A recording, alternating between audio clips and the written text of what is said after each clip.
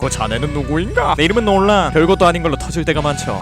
원래는 새로운 주제로 새롭게 여러분들의 뇌를 비워드리려고 했는데 요즘 들어서 몸이 맛이 갔는지 정신도 맛이 간 것 같아서 아이디어가 잘 안 떠오르더라고요. 그래서 저번에 이어서 유명한과 노엘의 이야기를 씹으려볼까 합니다. 저번 영상은 노엘이와 유명한이 서로 첫 데이트 날을 기억했지만 여러가지 이유 때문에 못 만난 걸로 끝이 났었습니다. 지금까지 제가 노엘의 시선으로 영상을 진행해왔는데 이번에는 유명한과 노엘의 시선이 섞여서 나타날 것 같으니 이 점 양해 부탁드리겠습니다. 노엘이는 오늘 유명한과 저녁 식사 약속을 했습니다. 그래서 저녁을 먹기 전 유명한한테 잘 보일 겸 머리를 하러 가기로 했고 늘 가던 미용실에 예약을 잡은 뒤 그곳으로 찾아갔습니다. 노엘이 그 미용실에 자주 찾아가는 건 늘 갔던 곳이라 자신이 어떻게 머리를 자르는지 잘 알아서 가는 것도 있지만 그 직원하고 친해서 수다 떠는 게 재밌어서 가는 것도 있었습니다. 그 직원하고 수다 떨 때 재판하면서 있었던 일이라던가 피고인과의 비하인드 스토리 등등 여러 가지를 말했지만 주로 유명한과 있었던 일들을 말하고 그랬습니다. 노엘이는 디자이너한테 불만을 말했던 것 같은데 얘기를 다 하고 나면 디자이너는 오늘도 남편분 자랑하시는 거냐고 그런 모습을 볼 때마다 부럽다는 말을 하곤 했습니다. 노엘이는 그래서 오늘도 디자이너와 유명한에 대한 얘기를 할 겸 미용실을 찾아갔고 디자이너는 아주 익숙하게 노엘이의 머리를 염색해주고 커트도 살짝 해줬습니다. 그리고 염색약이 마를 때까지 원래는 수다를 떨어야지만 디자이너가 오늘은 근처 마트 가서 사야 할 게 있다며 10분 정도만 나갔다 오겠다는 말을 했습니다. 노엘이는 수다 떨 사람이 사라져서 좀 아쉽긴 했지만 이 사람도 자신의 일상이 있을 테니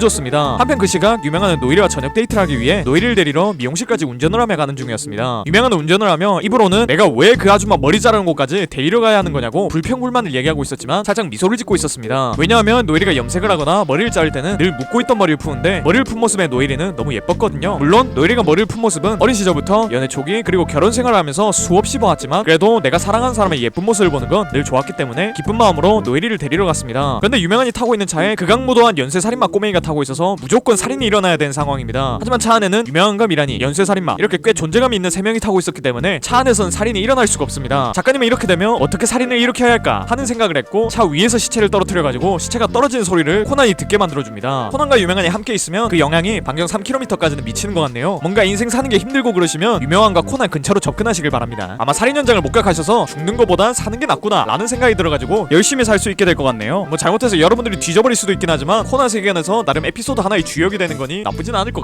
아무튼 이렇게 유명한이 살인사건을 목격하는 동안 노엘이는 막 머리하는 걸 마친 참이었습니다. 노엘이는 머리하는 걸 끝내고 약속 장소로 가려고 했는데 뭔가 주변이 소란스러운 것 같았습니다. 디자이너는 무슨 일인지 구경하러 가자고 말했고 노엘이는 아직 약속 시간도 좀 남았겠다 일단 구경하러 가봅니다. 가보니까 많은 사람들이 모여있었고 경찰들도 온 것처럼 보였습니다. 경찰들이 온 걸 보니 유명한과 코난이 함께 이 근처까지 와가지고 살인사건이 일어난 것 같았습니다. 그래서 노엘이는 경찰 근처로 가서 수사하는 걸 도와줬고 역시나 시체 근처에는 유명한과 불길한 꼬맹이가 있었습니다. 그 꼬맹이는 늘 그랬듯이 사건 현장을 수사하다가 사건 해결에 필요한 단서들을 얘기해줬고 범인이 미용사라는 것까지 알아냈습니다. 범인이 미용사라는 것이 밝혀지고 나자 노엘이의 머리를 잘라준 디자이너가 용의자가 된 상황이 벌어졌고 노엘이는 그 사람은 자신의 머리를 아까까지 계속 자르고 있었다고 범인이 아니라고 변호를 해줬습니다. 근데 사건 조사를 하다 보니 계속 그 디자이너를 의심할 만한 증거들이 나왔고 사건이 막바지가 되자 유명한이 추리하기 직전 내는 신음소리를 내며 쓰러져 버립니다. 그리고 늘 그랬듯이 유명한 옆에는 연쇄살인마가 보조하듯이 서 있는 상태로 추리를 시작합니다. 결과적으로 범인은 노엘이의 머리를 잘라준 디자이너였고 디자이너는 체포당하게 됩니다. 디자이너는 경찰한테 끌려가며 오늘 노엘이가 해주는 남편 자랑하는 수다를 못 들어줘서 너무 아쉽다고 다음에는 꼭 듣고 싶단 말을 했습니다. 노엘이는 지금 유명한이 듣고 있는데 저런 소리를 하면 자신이 남모르게 유명한 얘기를 했다는 게 들키는 거여서 되게 부끄러워했는데 유명한이 세상 진지한 표정을 지으며 저 말이 사실이냐고 물어봤습니다. 노엘이는 아 이거 잘 되는 각이다 라고 생각하며 사실이다 라고 얘기했는데 알고 보니 유명한은 통화 중이었고 통화하고 있는 상대방한테 사실이냐고 물었던 거였습니다. 그리고 노엘이한테 세상 멍청한 표정을 지으며 뭔 말 했냐고 물었고 노엘이는 뺨을 후리고는 돌아갔습니다. 원래는 오늘 저녁을 같이 먹는 거였지만 사건도 해결했고 마무리도 찜찜했으니 다음에 저녁을 먹기로 하고 돌아갔습니다. 유명한은 자고 일어나서 통화 한 번 받았는데 저 인간이 뺨 때리는 게 이해가 되지 않았습니다. 하지만 예쁜 사람한테 맞았으니 오히려 좋다라고 볼 수